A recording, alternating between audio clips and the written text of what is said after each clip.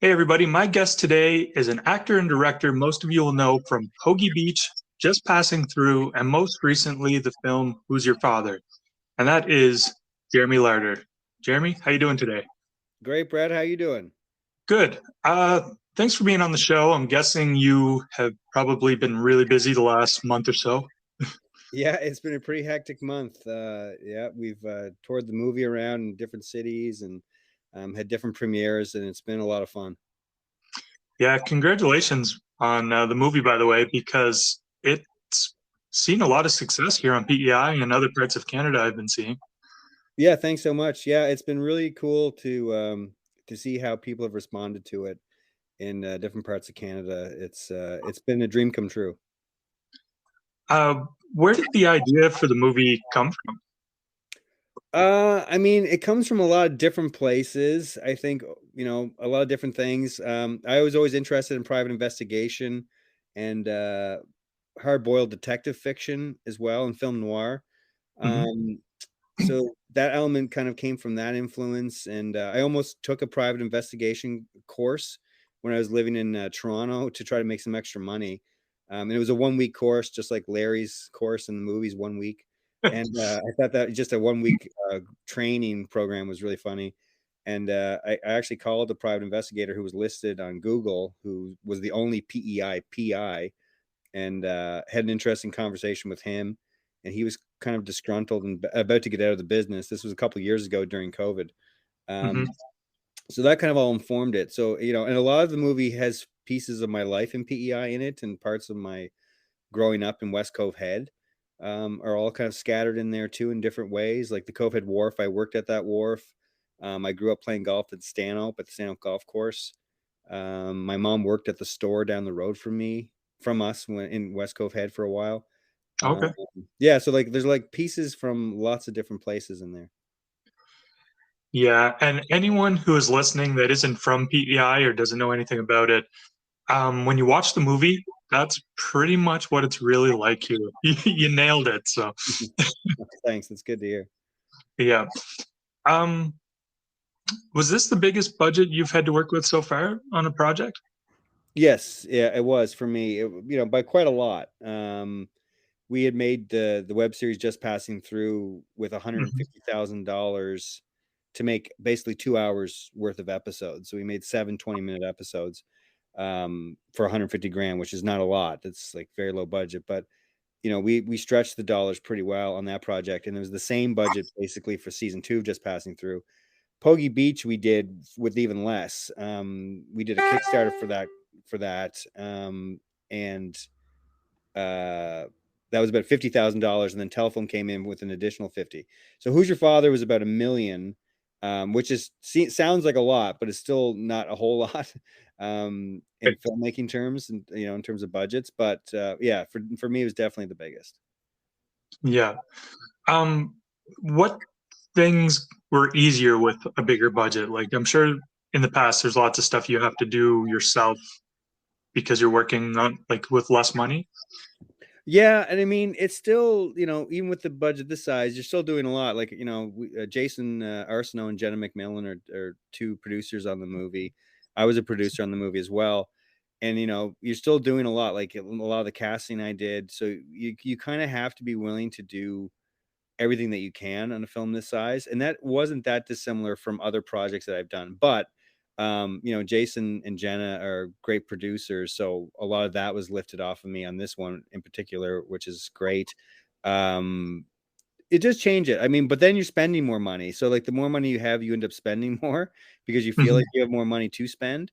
But in terms of like cast, like we could afford to like use actra actors and make it an actor production, which is like that's the union for actors in Canada.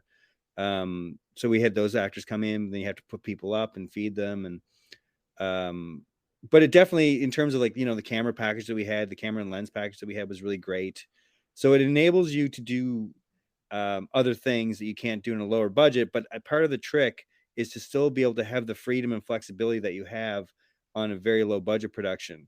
Um, so you can, you still want to get the most production value you can. You want to make the movie feel bigger than the budget. Um, so that's still a trick. You still have to really work hard to make sure that you're getting the most production value you can out of the movie, no matter what the budget level is. Right. You mentioned the cast. Great casting, by the way, in this film.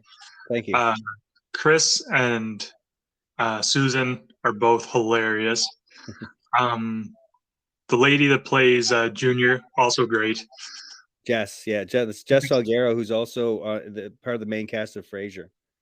Yeah, that's right. She's going to be on Frasier. She was in Working Moms, was it as well? She was in Working Moms and The Expanse and The Boys. Yeah, she's had a really great career, and she's just going to keep going up. Yeah, I noticed Chris was also in What We Do in the Shadows.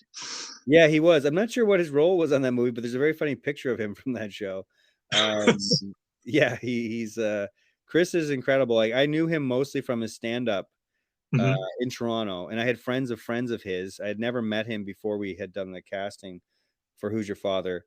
But he was someone who was on my radar, and I knew that I wanted Chris to audition for Larry when we started the casting process.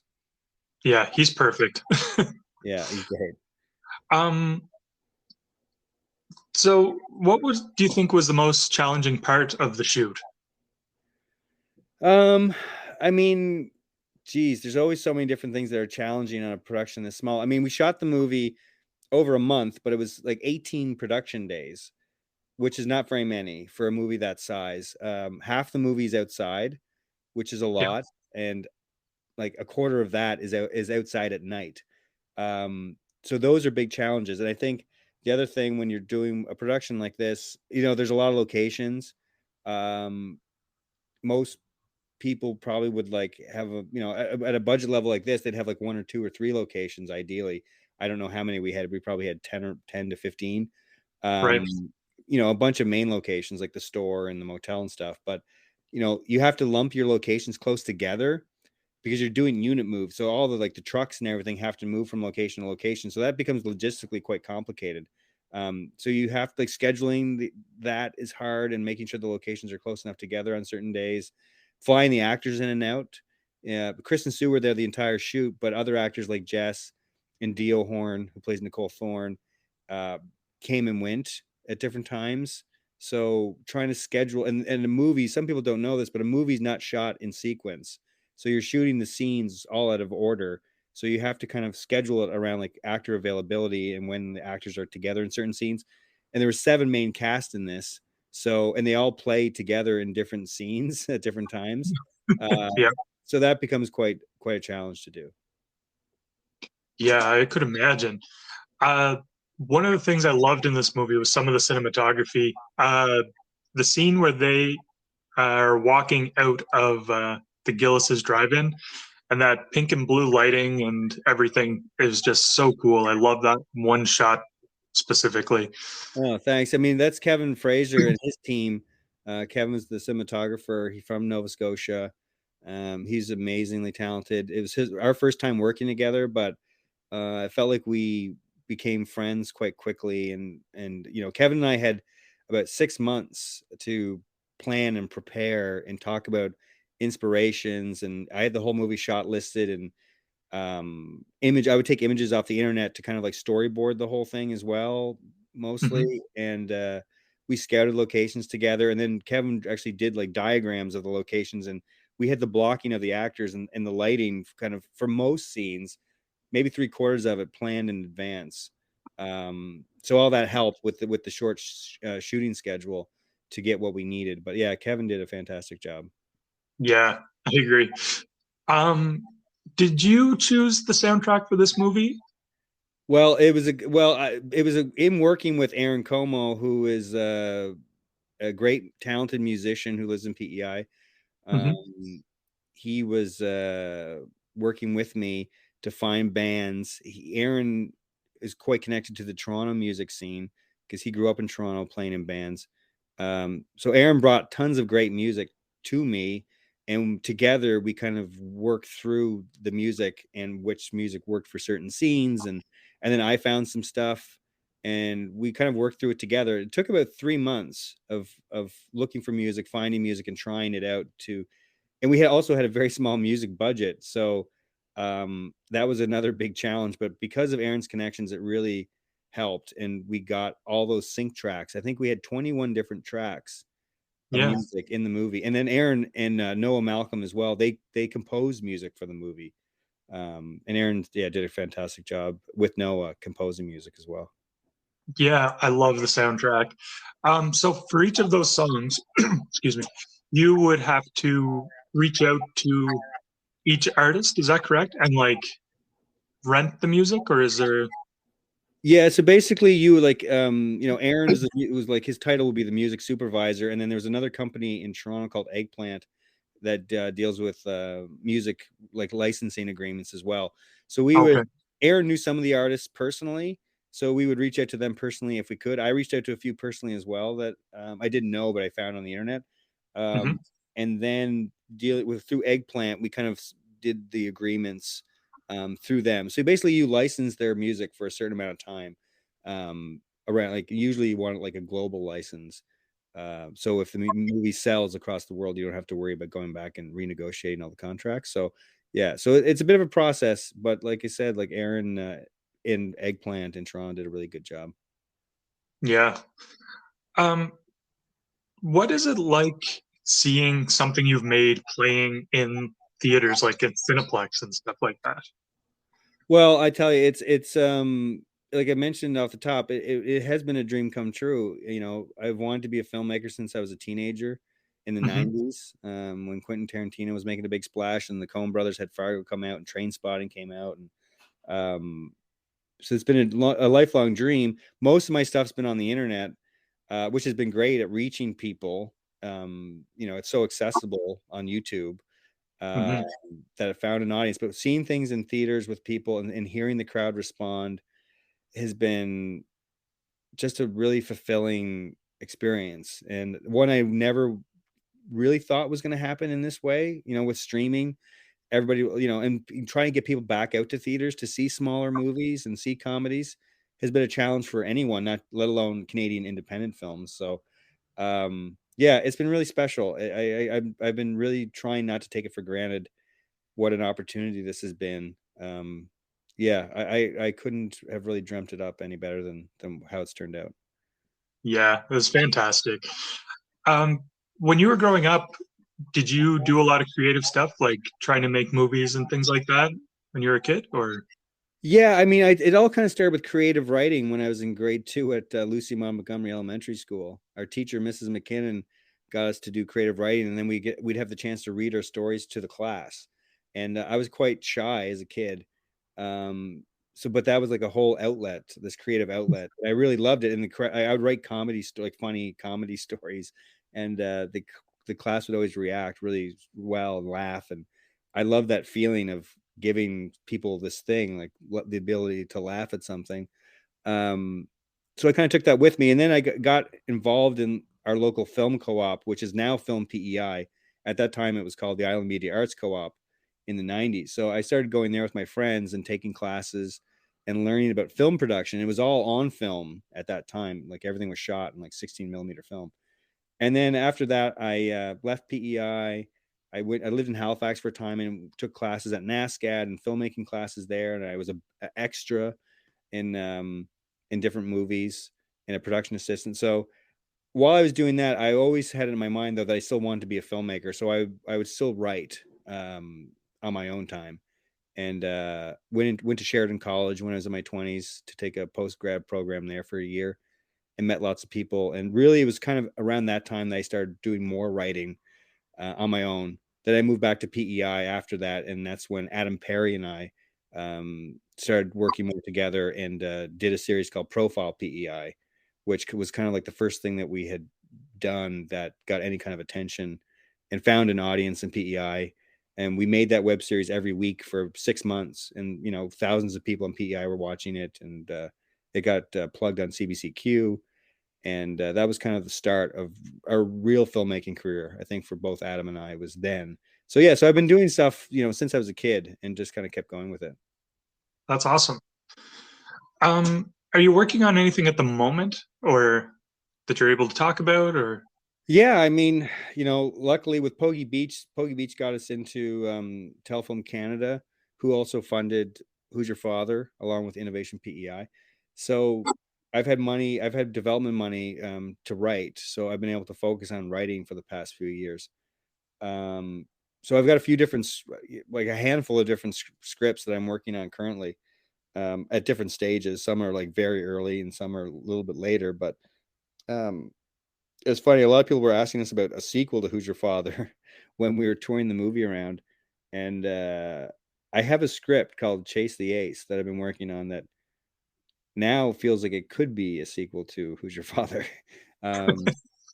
Because it has like a Larry and Rhonda couple at the center of it. So anyway, so I've been working on Chase the Ace for quite a few years and along with some other ones. But yeah, there's always different things going. You always have to be thinking ahead because like a movie takes years to make. Hmm.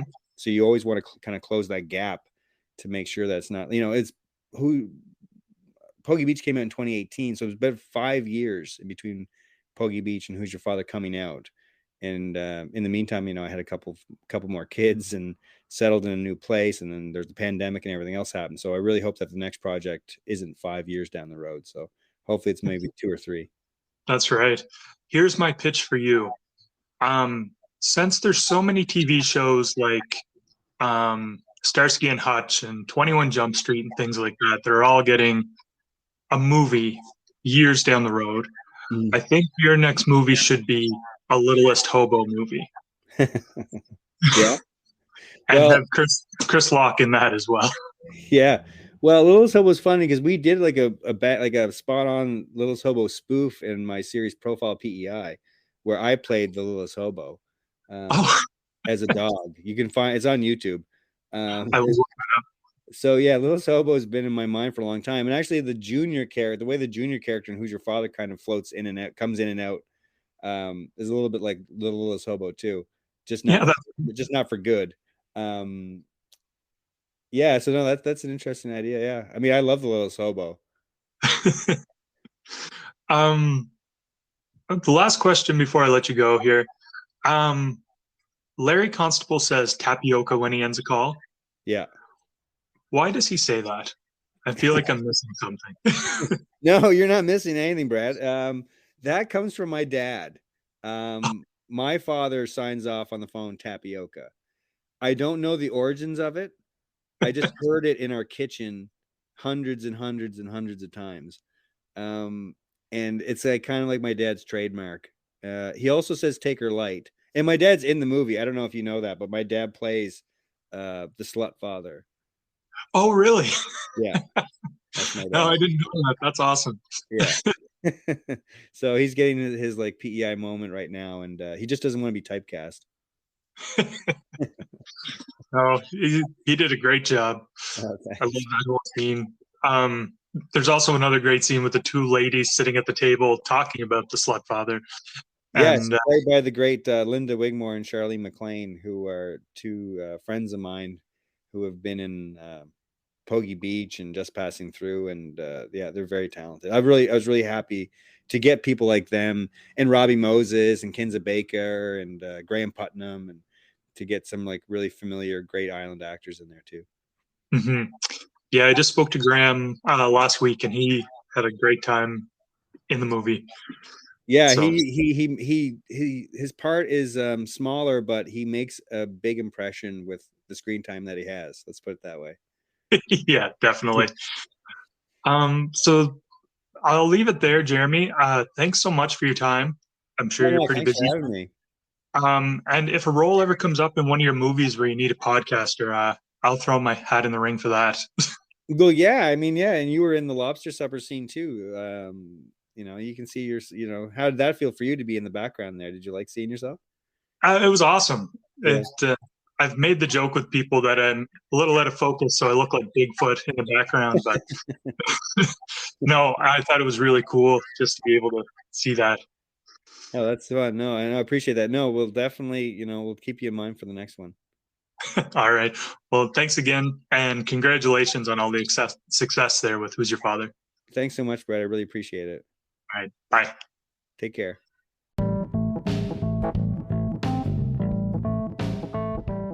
That does it for this episode. If you enjoyed the show, please make sure to rate it and follow along so you don't miss any future episodes. Thanks for listening. Bye.